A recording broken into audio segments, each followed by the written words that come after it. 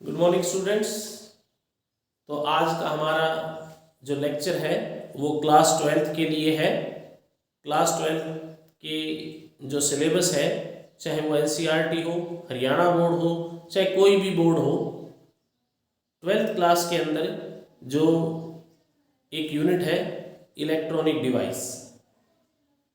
और electronic device जो है बहुत ही इम्पोर्टेंट यूनिट है, क्योंकि आने वाले टाइम में चाहे आप बीएससी करो या आप इंजीनियरिंग करो, उसके अंदर फिजिक्स के अंदर ये ब्रांच जो है वो और आप बड़े तरीके से पढ़ोगे।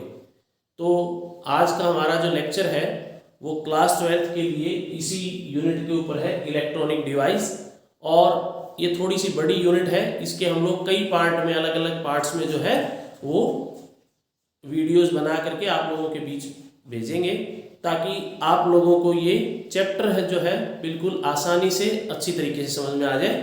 तो प्यारे बच्चों, इस वीडियो को शुरू करने से पहले मैं आप लोगों को बताना चाहता हूँ कि हमारा जो चैनल है देसी फिजिक्स, उसको आप लोग सब्सक्राइब कर लें और बेल आइकन दबा लें, ताकि जो भी नई वीडियो जो है मैं आप लोगों के लिए अपलोड करूँ वो आप लोगों तक पहुँचे और आप इसका ज़्यादा से ज़्यादा फ़ायदा उठा सकें। क्योंकि इस चैनल को बनाने का जो मेरा मेन मोटिवेशन है, मेरा जो मेन एम है वो यही है कि भाई मैं अपने प्यारे बच्चों को, जो ज़्यादातर ग्रामीण अंचल से आते हैं, जिनके लिए इंग्लिश जो है थोड़ा सा टफ लैंग्वेज लगती है, उनको ये फिजिक्स बिल्कुल देसी तरीके से समझ में आ जाए, बिल्कुल देसी वे से, उनको रटे ना, उसके बिल्कुल अंदर तक चली जाए, ताकि वो भविष्य में इस फिजिक्स को न भूलें और आने वाले टाइम में भी जब वो फिजिक्स पढ़े तो ऐसे ही इंटरेस्ट से पढ़े, उसको बोरियत न माने। क्योंकि फिजिक्स एक ऐसा सब्जेक्ट है जो आप लोगों ने साइंस ले ली है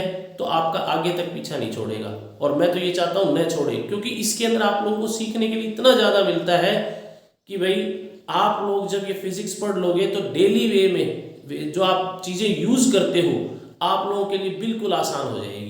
तो प्यारे बच्चों, उसी कड़ी में आज हमारा जो नया चैप्टर है इलेक्ट्रॉनिक डिवाइस, उसका पहला पार्ट हम लोग कर रहे हैं। और पहले पार्ट में हम लोग बात करेंगे सेमीकंडक्टर की, इंट्रोडक्शन टू सेमीकंडक्टर। अब आप कई बच्चे सोचोगे ये नई चीज़ क्या आ गई सेमीकंडक्टर, अभी तक तो हम लोगों ने कंडक्टर पढ़ा था या इंसुलेटर। आप लोगों की बात सही है, क्योंकि छोटी क्लासेस से बेसिक जो साइंस आप लोगों ने पढ़ी है, चाहे वो आप लोगों ने 4th से पढ़ी हो, 6th से पढ़ी हो, उसके अंदर आप लोगों को हमने सिखाया था कि मटेरियल्स आर ओनली 2 टाइप्स।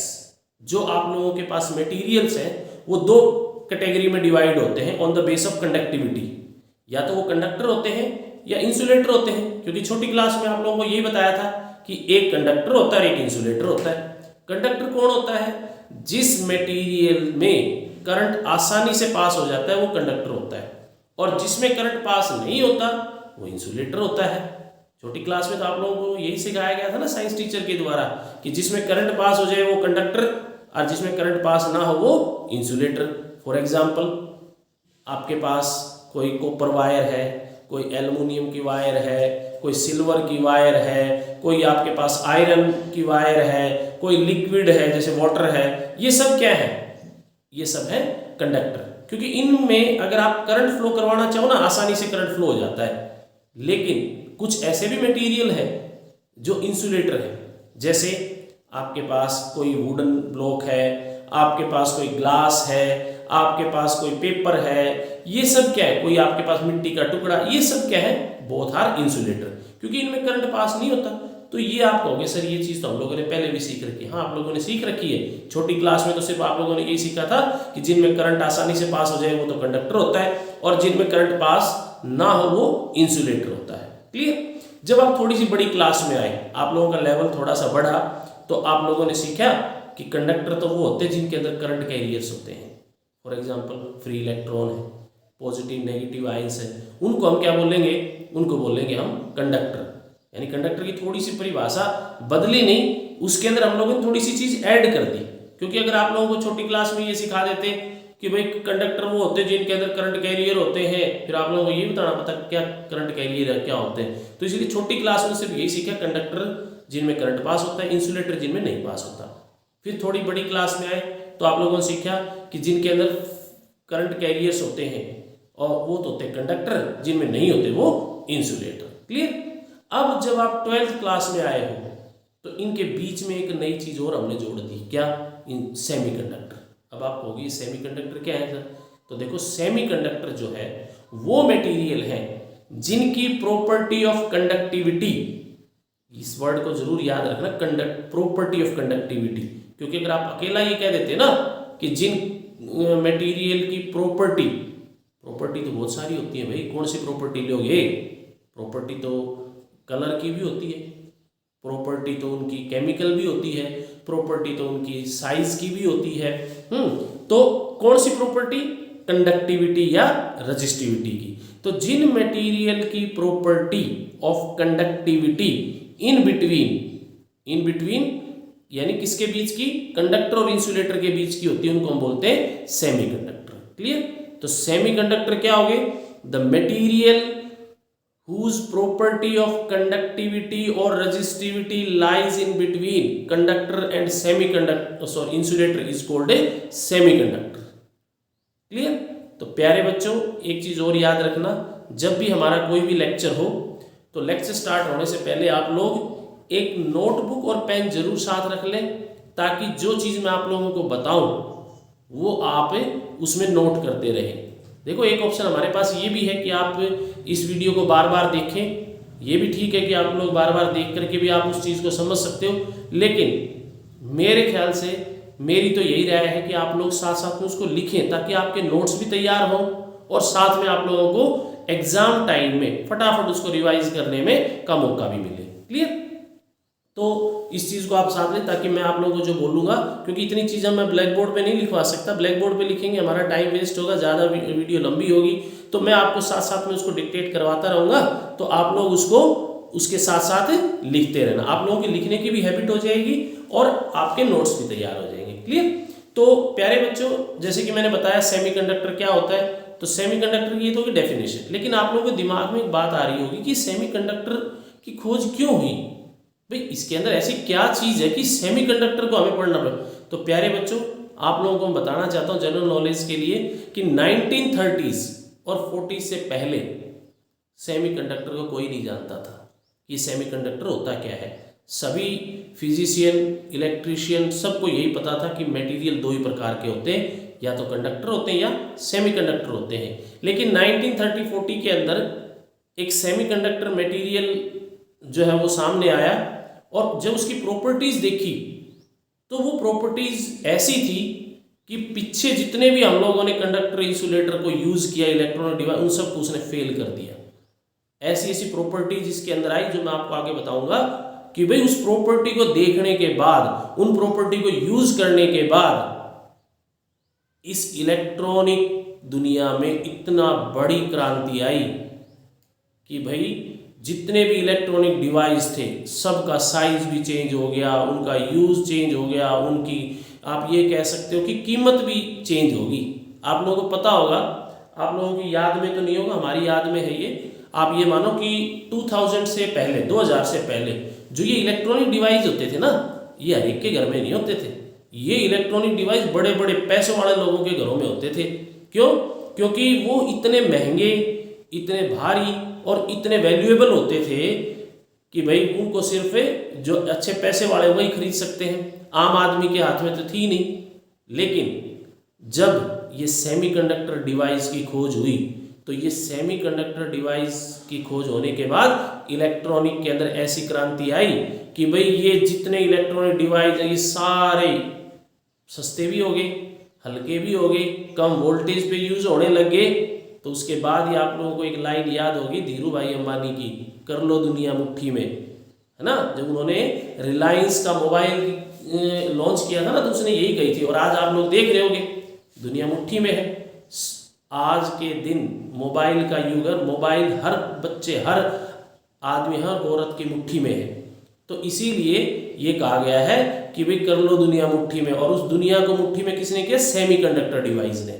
क्योंकि सेमीकंडक्टर डिवाइस आने के बाद इतनी बड़ी क्रांति आई कि सारी चीजें सस्ती भी होगी और हर आम आदमी के हाथ में भी आ गई। तो इन सब का कारण क्या है वो हम इसी चैप्टर में पढ़ेंगे।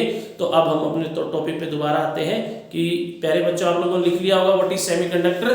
तो सेमीकंडक्टर की परिभाषा नहीं लिखी हो दोबारा लिख लो कि the material whose property of conductivity और resistivity lies in between conductor and insulator are called a semiconductor, उसको बोलते हैं सेमीकंडक्टर। क्लियर? सेमीकंडक्टर की आपको लोग डेफिनेशन भी आ गई। अब बात आती है कि भाई why we use semiconductor. Simple तरीके से तो आपको समझ में आ गई कि भाई सेमीकंडक्टर आने के बाद इलेक्ट्रॉनिक की जो दुनिया थी उसमें क्रांति आ गई, लेकिन आई क्यों, ऐसा क्या हुआ, ऐसा इसके अंदर क्या है कि भाई इसने सभी डिवाइस का साइज भी बदल दिया, उसकी कीमत भी बदल दी, उसकी जो यूज की एबिलिटी थी वो भी बदल दी। वो सारी चीज हम लोग इसमें डिस्कस करेंगे चैप्टर में। तो अभी आप लोगों से कितना समझना है व्हाट इज सेमीकंडक्टर। अब हमारा जो अगला क्वेश्चन है वो यही है कि व्हाई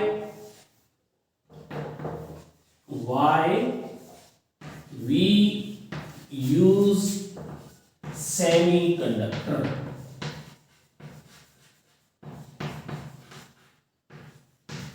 हमारा जो क्वेश्चन सामने आया है उठ के वो ये है कि व्हाई वी यूज सेमीकंडक्टर।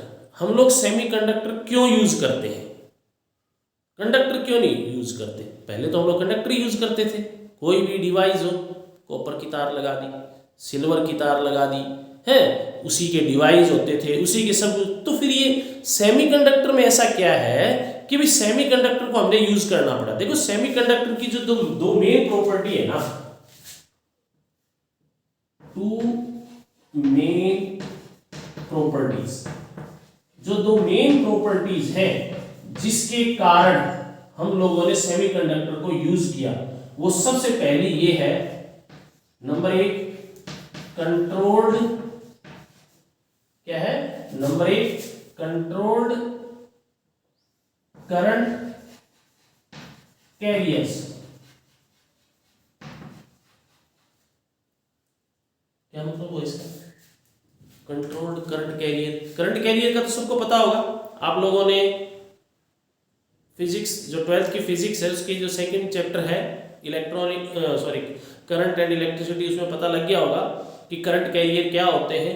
नहीं है थोड़ा मैं बता देता हूं आपको इसके बारे में कि करंट कैरियर एक कंडक्टर के अंदर वो इलेक्ट्रॉन्स या आयंस होते हैं जिनके एक डायरेक्शन में फ्लो करने के कारण करंट आ जाता है। मतलब ये जो करंट कैरियर होते हैं ना, कैरियर शब्द आपको पता लग गया होगा, गाड़ियों के ऊपर लगा होता है, जो सामान ढोने वाले ट्रक वगैरह हैं उनके ऊपर लिखा होता है गुड्स कैरियर, मतलब सामान ढोने वाले। तो ऐसे करंट कैरियर करंट को ढोने वाले।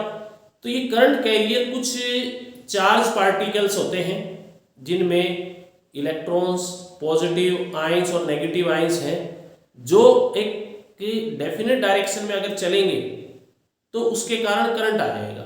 जैसे एक आपके पास कॉपर की वायर है, कॉपर की वायर के पास होते हैं फ्री इलेक्ट्रॉन। जब उसको आप पोटेंशियल देते हो तो पोटेंशियल देने से उसके अंदर जितने भी इलेक्ट्रॉन्स होते हैं वो एक ही डायरेक्शन में फ्लो करना शुरू कर देते हैं, जिसके कारण उस कॉपर वायर के अंदर करंट आ जाता है। तो इसका मतलब करंट आने का जो मेन रीजन था वो क्या था, फ्लो ऑफ फ्री इलेक्ट्रॉन्स। तो ये फ्री इलेक्ट्रॉन्स करंट कैरियर कहलाते हैं। अब यहां पर सेमीकंडक्टर के अंदर सबसे खास बात यह है कि इसके अंदर जो करंट कैरियर होते हैं, हम आगे पढ़ेंगे कि सेमीकंडक्टर के अंदर करंट कैरियर कौन कौन है, फ्री इलेक्ट्रॉन और होल्स। क्लियर? एक कंडक्टर के अंदर तो फ्री इलेक्ट्रॉन, पॉजिटिव आयन और नेगेटिव आयंस करंट कैरियर का काम करते हैं, लेकिन हमारे पास जो सेमीकंडक्टर है उसके अंदर फ्री इलेक्ट्रॉन्स और होल्स, ये है क्या, इनके बारे में इलेक्ट्रॉन तो मुझे पता, आप लोगों को पता लग गया क्या, ये होल क्या है इसके बारे में आगे डिस्कस करेंगे। यहां सिर्फ इतना समझ लो कि हमारे पास जो सेमीकंडक्टर होते हैं ना, उसके पास करंट कैरियर कौन कौन है, फ्री इलेक्ट्रॉन और कौन है, एक फ्री इलेक्ट्रॉन है और एक होल है। तो सेमीकंडक्टर के अंदर एक गुण होता है कि ये उन करंट कैरियर को कंट्रोल कर सकता है। मतलब उसके पास ये कंट्रोल है कि कितने करंट कैरियर को आगे भेजना है, कितनों को रोकना है। अब ये कैसे होगा, ये भी हम आगे जब एक और वीडियो बनाएंगे ना उसमें आपको सारी चीजें समझ में आ जाएंगी। बस यहाँ इतना समझ लो कि भाई जो सेमीकंडक्टर है ना उसके पास ये गुण होता है कि भाई वो इनको कंट्रोल कर सकता है। क्लियर? तो पहली प्रॉपर्टी क्या होगी इसके अंदर, जो मेन कंट्रोल्ड करंट कैरियर्स। अब जो दूसरी इसकी मेन प्रॉपर्टी है वो है करंट मूव्स यूनिडायरेक्शनल।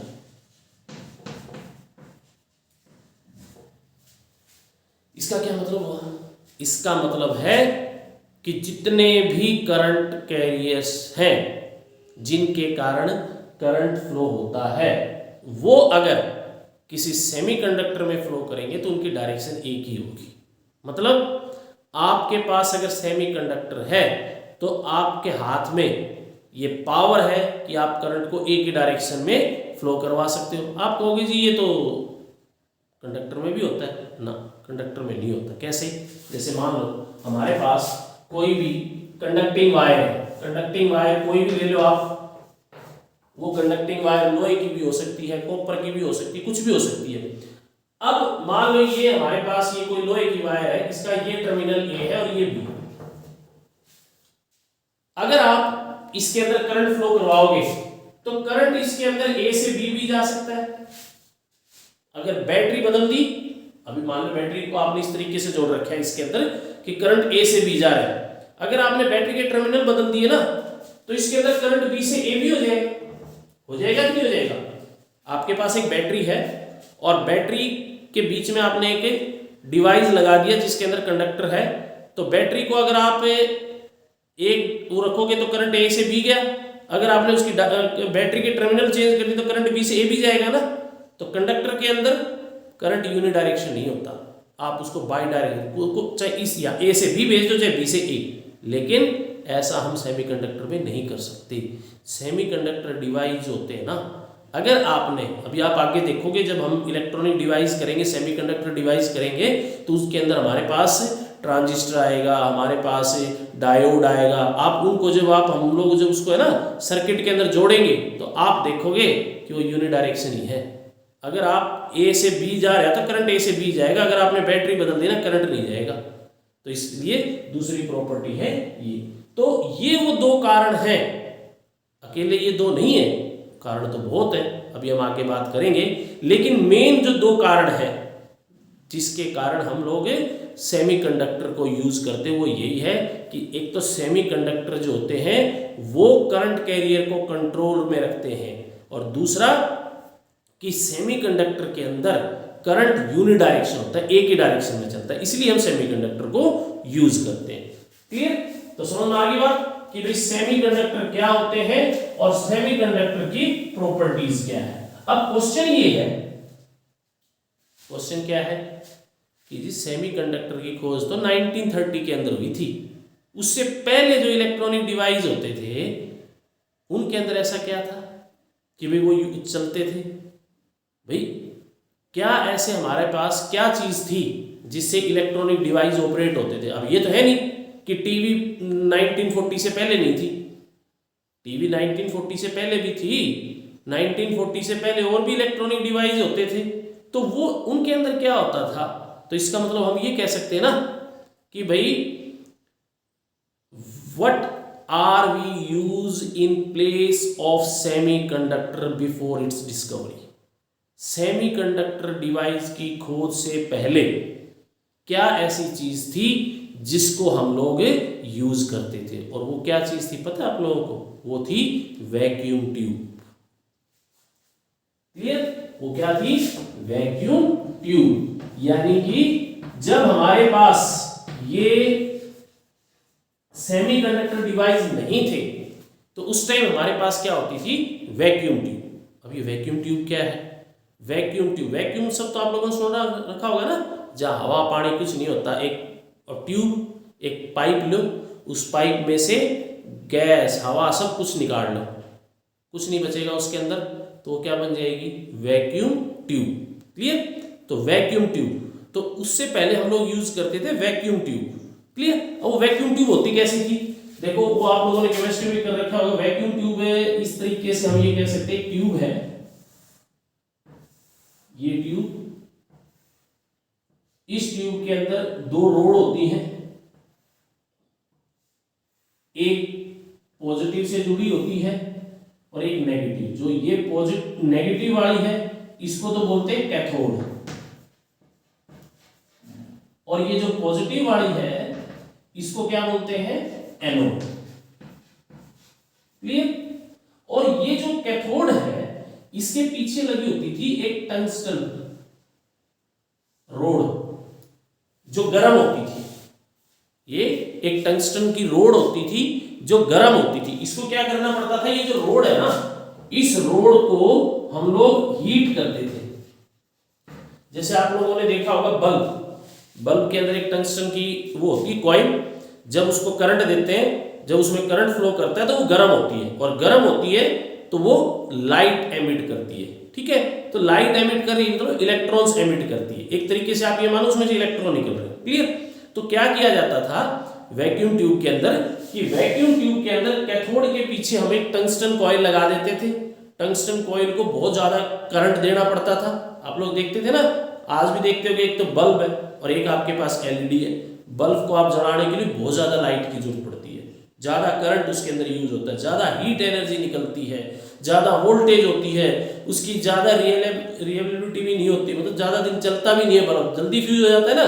तो वो चीज इसके अंदर यूज होती थी वैक्यूम ट्यूब के अंदर।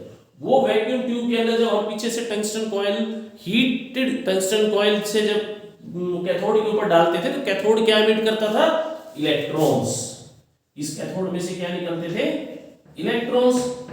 अब ये इलेक्ट्रॉन्स किसके पास जाते थे, ये इलेक्ट्रॉन जाते थे एनोड के पास। क्यों भाई, क्योंकि इलेक्ट्रॉन नेगेटिव है, कैथोड पॉजिटिव है। अब यहां से ये इलेक्ट्रॉन निकल करके एनोड पे चले जाते थे और सर्किट कंप्लीट हो जाता था। तो इसका मतलब ये हो गया कि इस वैक्यूम ट्यूब के अंदर जब हम लोग कैथोड को टंगस्टन कॉइल से गर्म करके इलेक्ट्रॉन्स एमिट करवाते थे तो वो एमिट पहुंचते थे एनोड के पास ड्यू टू अपोजिट चार्ज, और इसके अंदर करंट फ्लो होता था और ये डिवाइस ऑपरेट होने शुरू हो जाते थे। क्लियर। अब बात ये आ गई कि वैक्यूम ट्यूब ही क्यों यूज करते थे भाई। वैक्यूम ट्यूब इसलिए यूज करते थे क्योंकि वैक्यूम ट्यूब के अंदर हवा नहीं होती, एयर नहीं होती।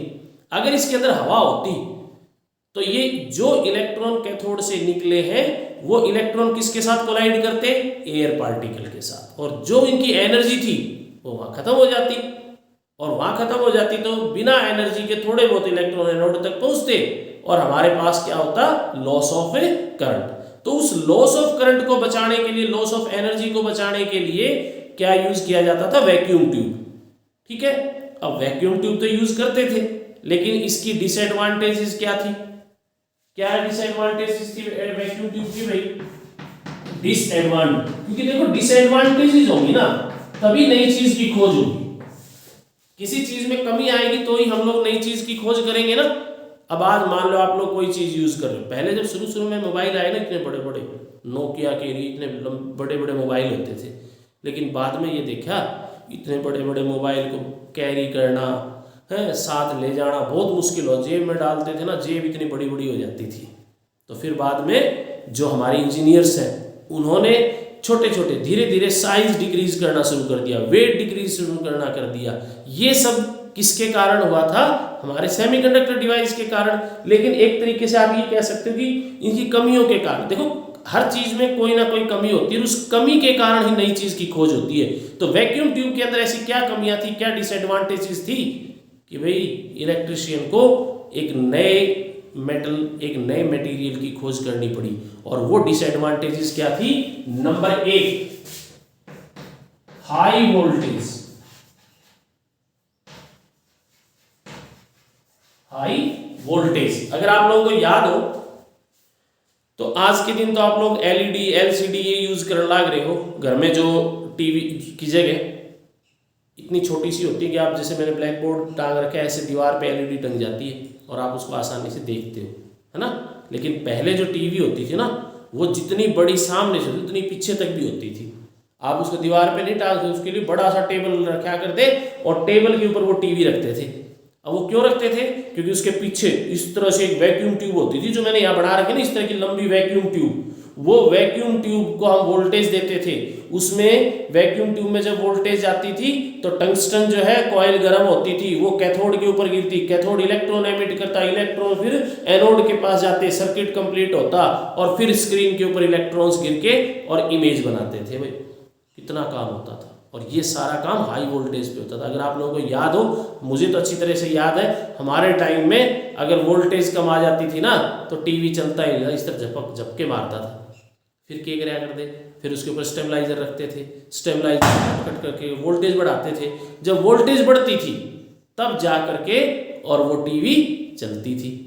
तो इसका मतलब है कि वैक्यूम, उस टीवी के अंदर क्या था, वैक्यूम ट्यूब थी। अब वैक्यूम ट्यूब को चलाने के लिए हाई वोल्टेज चाहिए, और हाई वोल्टेज करने के लिए स्टेबलाइजर चाहिए। तो इसका मतलब एक तो हाई वोल्टेज होगी, दूसरा हीट। आज चाहे आप सारे दिन एलईडी देखी जाओ, सारे दिन मोबाइल यूज करते रहो, चाहे वो गर्म नहीं होते।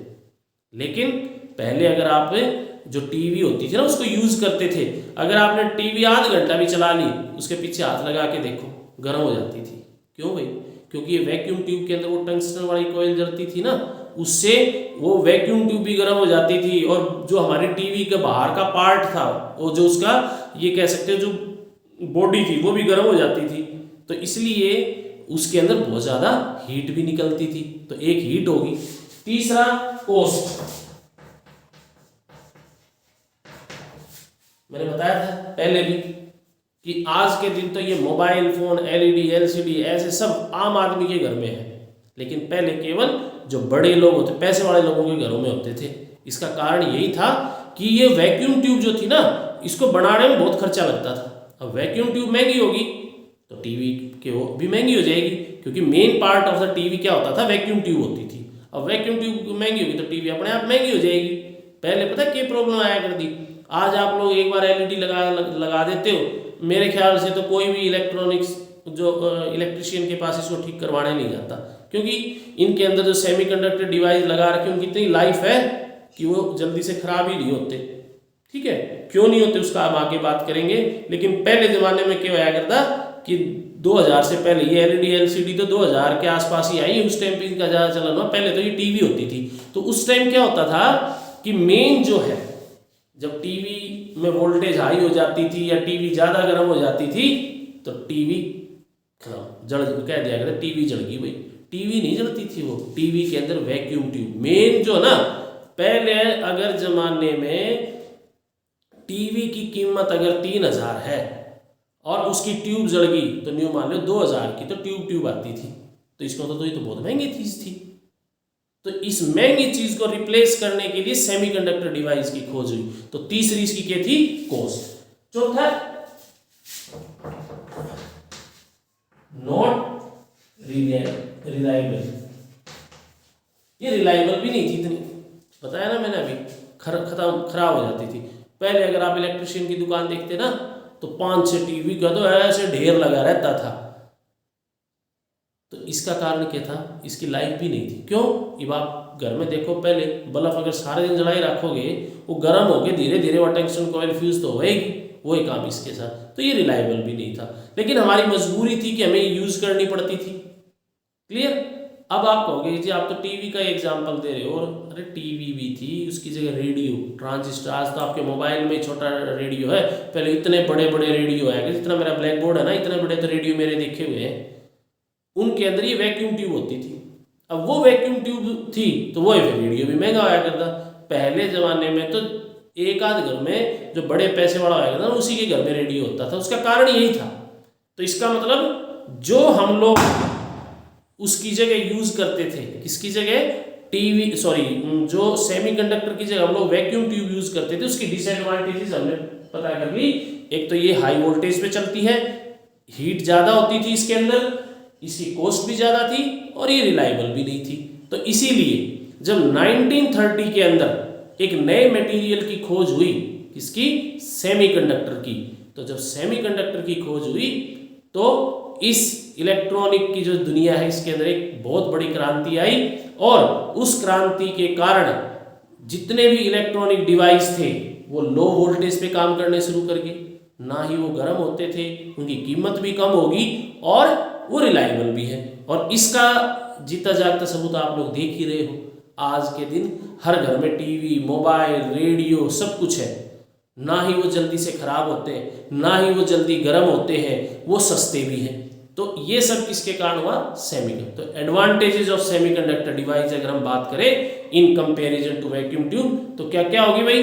सबसे पहली कि जितने सेमीकंडक्टर डिवाइस है working at a low voltage. Number 2 producing low heat. Number 3 low cost. Number 4 reliable.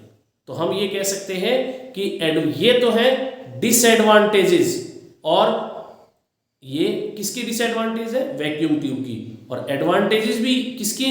ये सेमीकंडक्टर। तो अब आप लोगों को मेरे ख्याल से सही समझ में आ गया होगा कि भाई मैंने जो बात शुरुआत में कही थी कि भाई इलेक्ट्रॉनिक की दुनिया में क्रांति लाने वाला ये सेमीकंडक्टर है, और वास्तव में है या नहीं है, ये आप लोगों ने इस लेक्चर में पता कर लिया होगा। अब फटाफट मैं आपको थोड़ा सा इसका और इंट्रोडक्शन देता हूँ और फिर हम इस वीडियो को एंड करते हैं। तो प्यारे बच्चों, आप लोगों को पता लग गया होगा कि व्हाट इज सेमीकंडक्टर, सेमीकंडक्टर क्या होता है। तो इस लेक्चर में अभी तक हम लोगों को मेन जो है, जो हमारे सिलेबस से रिलेटेड बात समझ में आई वो यही है कि व्हाट इज सेमीकंडक्टर। तो सेमीकंडक्टर की डेफिनेशन आप लोगों को पता लगी होगी। अब बात आती है टाइप्स ऑफ सेमीकंडक्टर। अब देखो सेमीकंडक्टर के प्रकार बहुत है, अब वो हमने इसकी प्रॉपर्टी के अनुसार देखने हैं, वो हम आगे बात करेंगे। लेकिन जो सेमीकंडक्टर इस अर्थ पर एग्जिस्ट है, जो पाए जाते हैं, उसके बेस पर देखो, इसके बाद हम लोग सेमीकंडक्टर की 2 टाइप और करेंगे, लेकिन वो अलग चीज को, अलग मैटर को लेकर के हम उसके प्रकार ढूंढेंगे। यहां पर हम लोग बात कर रहे हैं कि हमारे सेमीकंडक्टर इस अर्थ पर किस तरह से एग्जिस्ट है, पाए जाते हैं। तो देखो सेमीकंडक्टर हमको हम लोग 2 तरीके से हमारी अर्थ पे पाए जाते हैं। एक होते हैं एलिमेंटल सेमीकंडक्टर और दूसरे होते हैं कंपाउंड सेमीकंडक्टर। एलिमेंटल सेमीकंडक्टर, तो ये एलिमेंटल सेमीकंडक्टर और ये कंपाउंड सेमीकंडक्टर ये क्या है? अब आप कहोगे सर ये तो हम लोगों ने थोड़ा बहुत केमिस्ट्री में पढ़ रखा है, एलिमेंट और कंपाउंड। तो देखो एलिमेंट कौन होते हैं? जो किसी भी चीज की मूल अवस्था में पाए जाते हैं इस प्रकृति के अंदर। जैसे आयरन है, आयरन एक एलिमेंट है, लेकिन आयरन को किसी और के साथ मिला दो वो कंपाउंड बन जाएगा, है ना। जैसे कार्बन है, कार्बन C ये अपनी मूल अवस्था में है, लेकिन CO2 कंपाउंड बन गया। तो ऐसे ही जो सेमीकंडक्टर हमें मूल अवस्था में नेचर द्वारा मिले हैं, that are called elemental semiconductor. तो ये एलिमेंटल सेमीकंडक्टर की परिभाषा क्या होगी? The semiconductor which are exist in natural form is called elemental semiconductor. यानी जो सेमीकंडक्टर इस प्रकृति में नेचुरल फॉर्म में है, जो सीधे प्रकृति से हमें मिल गए, उनको हम क्या बोलेंगे? एलिमेंटल। तो एलिमेंटल सेमीकंडक्टर की परिभाषा क्या होगी कि the semiconductor which are exist in natural form is called elemental semiconductor. अब वो कौन कौन से है भाई? अब वो है दो मेन है। एक तो है सिलिकॉन। आप लोगों ने केमिस्ट्री में अगर पीरियोडिक टेबल पढ़ा हो तो 4th वाला जो है उसके अंदर जो कार्बन है ना, कार्बन का जो आपका वो कार्बन के नीचे ही आपको मिलेंगे ये सिलिकॉन और जर्मेनियम। सिलिकॉन और जर्मेनियम जो है ये 2 हमारे इंपॉर्टेंट एलिमेंटल सेमीकंडक्टर है, जो इस प्रकृति ने हमें दिए हैं। जो प्रकृति, जैसे आप लोगों ने कार्बन है, या आप ये कह सकते हो आयरन है, आपके पास जैसे एल्युमिनियम है, सोडियम है, ये डायरेक्ट आप लोगों ने नेचर से लिए हैं। जो आप लोगों के पीरियोडिक टेबल में, केमिस्ट्री में आप लोगों ने पीरियोडिक टेबल पढ़ा हो, उस पीरियोडिक टेबल के अंदर जो 4th वाला वो है कार्बन का, उसके नीचे ही आप लोगों को मिलेंगे सिलिकॉन और जर्मेनियम। ये दोनों हमें प्रकृति से मिले हैं, इनको हम डायरेक्ट नेचर से ही लेते हैं, वो चाहे हमारा कोई भी मेथड हो जो आप लोगों ने केमिस्ट्री के अंदर प्योरिफिकेशन या जिस तरीके से भी भाई किसी हमें ओर की फॉर्म में मिलता है उसके बाद इसकी प्योरिफिकेशन करके हम लोग इसको डायरेक्ट सिलिकॉन में यूज करते हैं। ठीक है, तो ये सिलिकॉन जो है और जर्मेनियम हमारे दो जो है ये क्या हो गए, दो हमारे एलिमेंटल सेमीकंडक्टर। क्लियर, तो एलिमेंटल सेमीकंडक्टर समझ में आ गया कि the material the semiconductor which are exist in nature in natural form is called a elemental semiconductor. Example silicon and germanium. दूसरा आ गया कंपाउंड सेमीकंडक्टर। कंपाउंड सेमीकंडक्टर क्या होते हैं, केमिस्ट्री में आपने पढ़ा होगा, जब दो या दो से ज्यादा एलिमेंट मिलते हैं तो कंपाउंड बनाते हैं। बस वही काम हमने किया, क्योंकि देखो जिस चीज की बहुत ज्यादा यूज होता है ना फिर उसकी कमी भी होनी शुरू हो जाती है। अब जैसे मान लो पहले क्या होता था, जब नए नए कपड़ों की खोज हुई, कपड़े जब बढ़ने लगे तो कपड़े जो है वो किससे बनते थे, कॉटन से। पहले कॉटन का उत्पादन भी कम होता था, तो इसीलिए आप लोगों ने देखा होगा ना कपड़े कौन पहनते थे, सारे बड़े बड़े पैसे वाले लोग पहनते थे। क्यों? क्योंकि उस टाइम पर कॉटन महंगी होती थी, कॉटन महंगी होती थी, कपड़े महंगे होने लगे। अब आपने देखा होगा जो हमारे बापू थे महात्मा गांधी जी, वही धोती में रहते थे। उसका भी कारण यही था, उस टाइम पे कपड़े बहुत महंगे होते थे, इसीलिए लोग कम वस्त्र में ही जीवन यापन करते थे। लेकिन उसके बाद जब कपड़ों के अंदर क्रांति आई, कब? जब कंपाउंड उनके बने, पॉली है ना, जब उसके अंदर और मटेरियल को मिला करके फाइबर बनने। पहले फाइबर क्या होते थे, या तो कॉटन होता था या रेशम होता था या वूल होता था, है ना।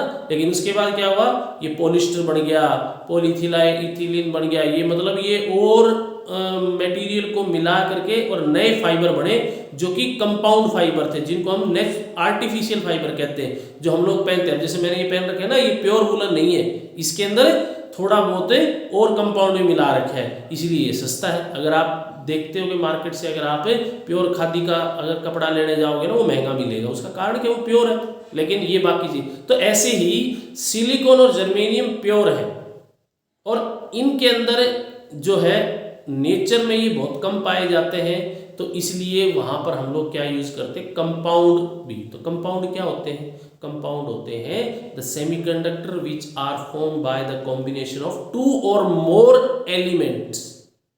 दो या दो से ज्यादा एलिमेंट्स को मिला करके जो सेमीकंडक्टर बना उसको हम क्या बोलेंगे, कंपाउंड सेमीकंडक्टर। तो क्या डेफिनेशन होगी, the semiconductor which are form by the combination of two और more compounds, the semiconductor which are form by the combination of two और मोर एलिमेंट। दो या दो से ज्यादा एलिमेंट को मिला के जो बनता है उसको हम क्या बोलते हैं, कंपाउंड सेमीकंडक्टर। फॉर एग्जाम्पल जैसे गैलियम आर्सेनाइड, इंडियम फॉस्फेट, ये क्या है, ये हमने देखो गैलियम और आर्सेनाइड मिला दिया, गैलियम अलग एलिमेंट है, आर्सेनाइड अलग एलिमेंट है, मिला दिया, गैलियम आर्सेनाइड बन गया, और ये एक सेमीकंडक्टर की तरह बिहेव करता है। तो ये हमारा क्या हो गया, कंपाउंड सेमीकंडक्टर। अब कंपाउंड यानी केमिस्ट्री की बात आ गई।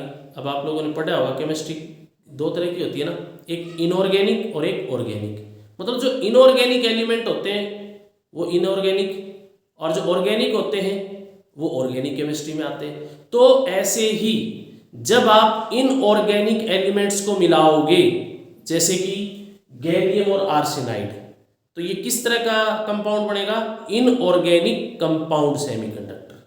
और जब आप ऑर्गेनिक जैसे पॉलीथिलीन है, एंथ्रेंस, ये जब आप लोगे तो ये ऑर्गेनिक है, तो इनसे मिलकर के जब सेमीकंडक्टर बनेगा उनको बोलेंगे इनऑर्गेनिक कंपाउंड सेमीकंडक्टर। तो हम ये कह सकते हैं कि कंपाउंड सेमीकंडक्टर दो तरह के होते हैं, एक इनऑर्गेनिक